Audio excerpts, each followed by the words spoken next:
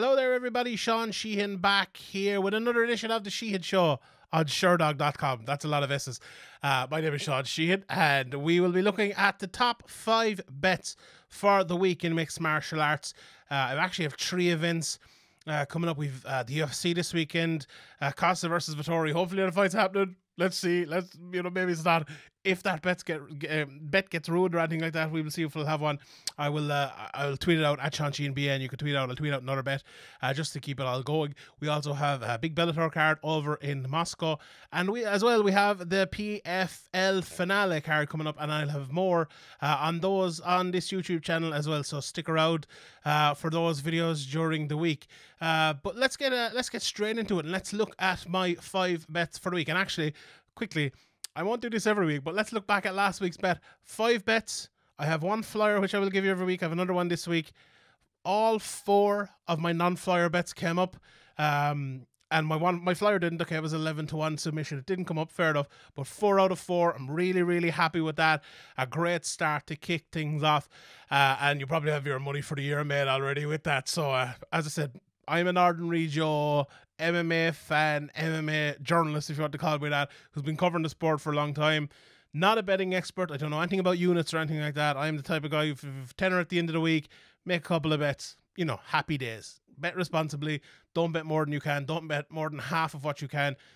Be careful with it, okay? That's my advice to you, and take everything I've said here with a pinch of salt. But maybe I will give you some good info. Maybe I will give you some thoughts that you think you will be able to use going forward. So I'm going to look, and my first bet that really stuck out to me when I'm looking here was for the Bellator 269 card, and Anatoly Tokov, who's a minus 500 favorite to win here in the fight. I'm not going for by minus 500, but Anatoly Tokov to win this fight by KO. In some places you can get him up to plus 300. I'm looking here at Best Fight Odds. He's plus 225 at the moment, so he's gone in a little bit on one bookmakers, but he is here at plus 300 as well.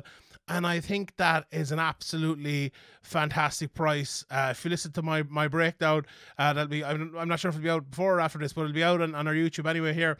I just think he has too much power. I think Sharaf is the type of guy that will come in and will trade with him and will get hit with shots. And over 3 rounds, I think it's very hard to see Tokov not landing one of those big shots and not getting a knockout, to be honest. So I was expecting, when I saw it at minus 500 for him to win straight up, for him to win by KO, being plus 300, even plus 200, I think that's a fantastic price, and I would be going for that. So I think that is my number 1 bet for this week, and I'm definitely leading out with that. I think it's an absolutely fantastic bet. Anatoly Tokov to win by KO. Now his brother is on the card as well.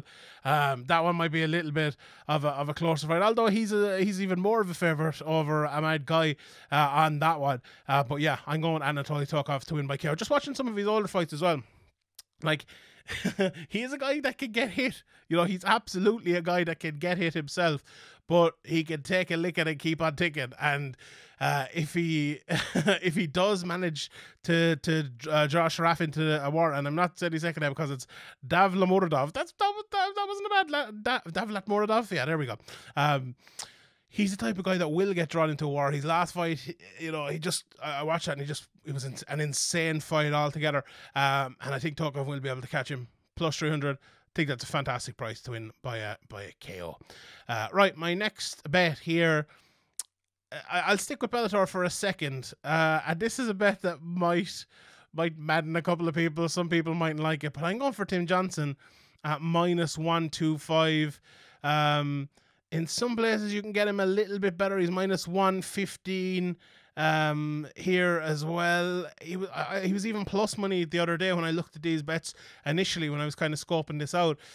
I just think, and I spoke about this since the fight was announced, but to put Fedor in there with someone who is not the biggest name in the world, but who is a good fighter in his last ever fight, I always thought it was a bit of a mistake. Now, look, Fedor is a legend, one of the greatest fighters of all time, one of the greatest heavyweights of all time. I'm sure there's lots of people listening to this who are thinking like, he is the greatest heavyweight of all time. And you know what? If you say that, if that's your opinion, I cannot disagree with you. He's up there.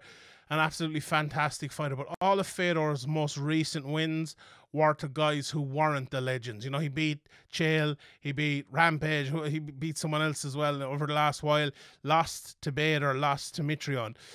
And, you know, Tim Johnson and Mitrione, I would put them on a similar sort of level. I probably, even at this stage of their careers, I probably put Tim Johnson, you know, a little bit ahead. I think he's a good athlete, which is something that, you know, with those two lads, as I mentioned, Fedor has kind of struggled with over the last couple of years. So I think if Johnson can get past the initial madness, you saw Fedor against Chael, after about, how long did that fight last? Maybe 3.5 minutes or something like that. I think he was a little bit lucky that Chael kind of threw it away. And like, Chael's probably always going to throw it away as well. So I'm not saying lucky in that way, but lucky that Chael wrestled him for a while, or got into kind of wrestling scrambles, and he was very, very tired, you know. And I think Chael was tired too. But if he, and when I say he's lucky, I think he was lucky he didn't have someone better up against him that day, because if you get that tired after 3 minutes and there's someone like Tim Johnson, okay, who's not, you know, he's not Ken Velasquez or he's not Demetrius Johnson who can go all day, but he's certainly going to have more than 3 minutes gas in him. And if he can weather that storm from Fedor early, I think he's going to come out. Like, all Tim Johnson knows how to do is counter. I genuinely could see this being a 20-second knockout for Tim Johnson. I honestly could, because every time someone throws a shot at him, he counters them. Every single time. And I don't think this will be any different, especially out in Russia against Fedor. And I honestly don't think Fedor is going to sit in these laurels and wait either for a fight. He's going to bring that fight, and this is going to be a very fun first round, I think. Fedor will need to finish it early. I really do believe he will need to finish it early, and if he doesn't, I'm going for Tim Johnson to win that. Like, if you want, if you're looking for Fedor to win inside the distance, plus 170, not the best price in the world. If you want him to win by decision, it's plus 400. Johnson to win in round one, plus 250. I kind of like that, to be honest. I don't think that's a bad bet at all. Or Fedor to win in round one, plus 365. If I was betting on Fedor and I was looking for a Fedor bet, that would be at the plus 365 to win in the first round.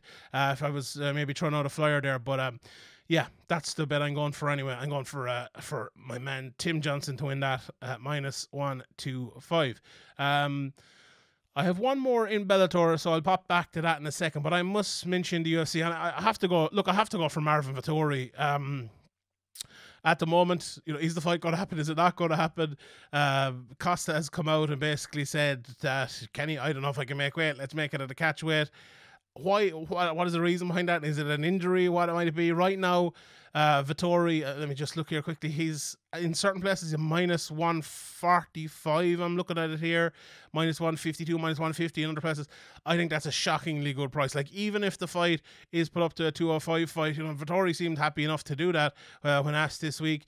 There must be something wrong with Costa. And look, anyway, even if we leave all that aside, I think Vettori is just a better fighter than him. I think it's going to go long. I think this will be a long fight. I think Vettori has better cardio. I think he's better able to take a shot as well. I think he'll probably actually need that more than Costa, to be honest. But I also do think he will kind of outwork Costa, land more shots in him, and just win more rounds, I think. Look, I think it's going to be a close fight. But I was on the fence about picking Vettori to bet on him here. I've never been on the fence about picking him to win as such, but picking him to bet is a different sort of matter. And I just think, like, something that close, minus 145, minus 140, I think that's a good enough price to go with, considering what's happened this week with Costa and all the madness that's gone around. And look, sure, if the fight doesn't happen, you'll get your money back anyway, so it's all good. But I just, like, Paulo Costa, there's been too many things over the last while. Like, to expect him to go in there and beat anyone is kind of, I think it's a little bit of madness at this time of his career. He's just been out for long. It seems like he's been out forever, lost, and it isn't that long, I suppose, but he was out injured before that as well, and he lost to Adesanya, and, you know, I just think Paulo Costa maybe is ranked at a higher level than maybe he should be, and that UFC middleweight division as well is one of those divisions where you can get to that. You can get to kind of a position that doesn't reflect your actual ability, you know, or your standing in the division compared to the people just around you, if you get me. And I think maybe that's the case. Now, I might be totally wrong. He might come out there and he might knock out Vettori, and maybe he was just like planning this all the time not to make weight. Maybe there's no injury or anything like that, and I could be completely wrong. And it's not like he's without a chance, but I just think that price is close enough. And yeah, I'm going for Vettori anyway. So, all right. So then I'm going to pop back to Bellator here. And now, and my flyer is from PFL, so I'll get to that. And it's not really a flyer this week, but we will get to that in a second. My one from Bellator, right? And I'll be straight up with this because this show is all about honesty. You know, when we're talking about betting, it's all about honesty. Brian Moore, okay, he's an Irishman, right? I like Brian Moore. He's one of the good guys. I've known him for a good few years. I could not believe he's plus 250 here. He's plus 240 in other places. This fight against Nikita Mikhailov. Okay, Mikhailov's coming in. He's minus 300 for his first Bellator fight. I watch these fights. He's a good fighter, don't get me wrong. Throws big, wild kicks. But I feel like that's the sort of style that Brian Moore sees a lot. You know, Brian Moore's an SBG with the likes of Conor McGregor and Goody Nelson down through the years, and he's been there for years, along with those lads as well. He is one of the OGs of that gym, so he knows that sort of style and will be used to it and has been sparring with that sort of style for years. You know, and other people, they might not know what's coming from, might not be used to it, but I think Moore will be. And I just think, always in that sort of matchup, a little bit, like obviously on a very different level, but Rodriguez versus Holloway coming up. Who, like, I would pick the more technical fighter in that fight, and that'll be Max Holloway. And I think Max Holloway is a better fighter all around and a more clearly better fighter. And but when you're making that the pick, I think that's the pick. I think it's the same pick here. I just think the more technical, straight up fighter is Brian Moore. I think he's a better fighter. Now, look, Mikhailov, in the fights I watched, I didn't see too much of his wrestling, and that's probably a dangerous thing when you're watching someone, you know, fight out of Russia. He probably has that unbelievable wrestling in his back pocket, but to me, he looks more like, you know, a karateka style of fighter, you know, with the Wonder Boy sort of wild wheel kicks and things like that. And if this fight was closer, I would have probably avoided it, just because maybe a little bit of the unknown, his Bellator debut and in Moscow and everything like that. But plus 250, I could not look past that for Brian Moore. That man is one of the most underrated fighters in Bellator. And look, he might go in here and lose. I might be wrong, absolutely. And if I am, I'll hold my hands up, no problem. But I do believe in his ability, and I believe in that price being a really, really good price. Plus 250, definitely sticking with Brian Moore for that one. I will run through the rest of the cards again in a second, but let me give you my last bet here, and it's my flyer. And actually, I was actually looking at KSW. They have a fight this weekend, and I was going to pick Bombardier plus 275. I consulted my good friend Sean Diddy, who's the Irish Polish expert, if I put it that way, knows everything. I often have him on over on the Severe MMA podcast to talk about Polish MMA, and he's picking Pudzianowski, so I backed out of it.